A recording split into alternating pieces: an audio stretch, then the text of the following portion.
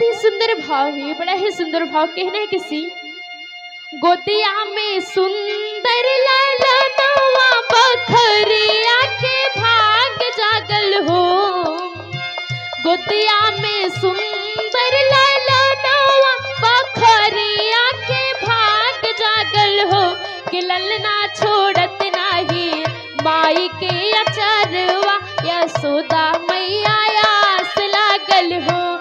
कि ललना छोड़त नाही माई के अचरवा यशोदा मैया आस लागल हो।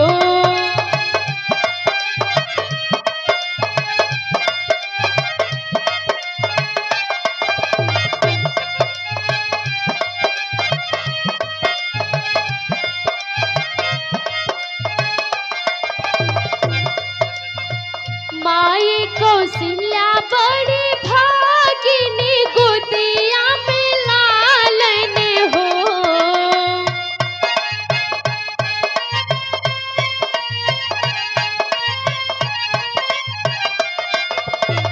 माई कौशल्या बड़ी भागिनी गोदिया में लालन हो। कि राजा दशरथ घर भगवान बाजन लागे बाजन हो। कि राजा दशरथ घर भगवान बाजन लागे बाजन हो।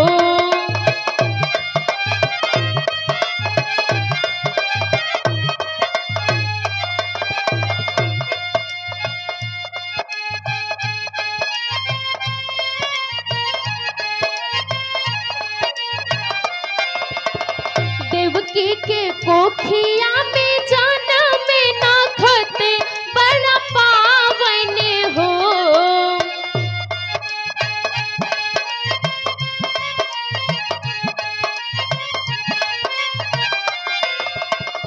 देवकी के कोखिया में जन्म नाखत बड़ा पावन हो।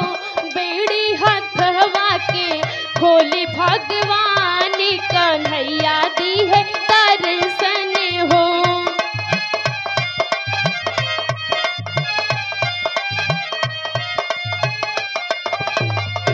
कि बेड़ी हथवा के खोली भगवान कन्हैया दी है दर्शन हो।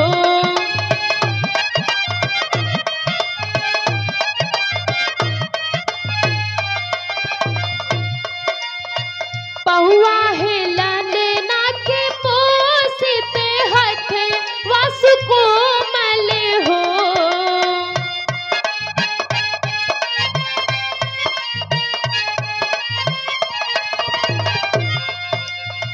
पहुआ है ललना के पोसिते हथ वासु कोमल हो। सदा रक्षा करे श्री भगवान माई के मन कोमल हो। सदा रक्षा करे श्री भगवान माई के मन कोमल।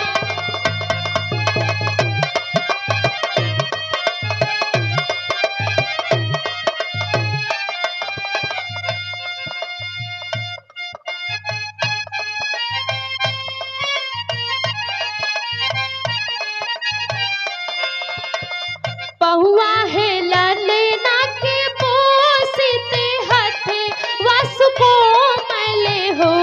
सदा रक्षा करे श्री भगवान माई के मन कोमल हो। सदा रक्षा करे श्री भगवान माई के मन कोमल हो।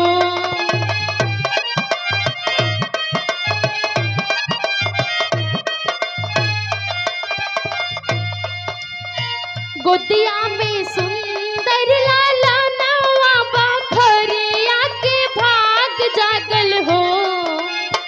गोदिया में सुंदर ललनवा बखरिया के भाग जागल हो। कि ललना छोड़त नाही माई के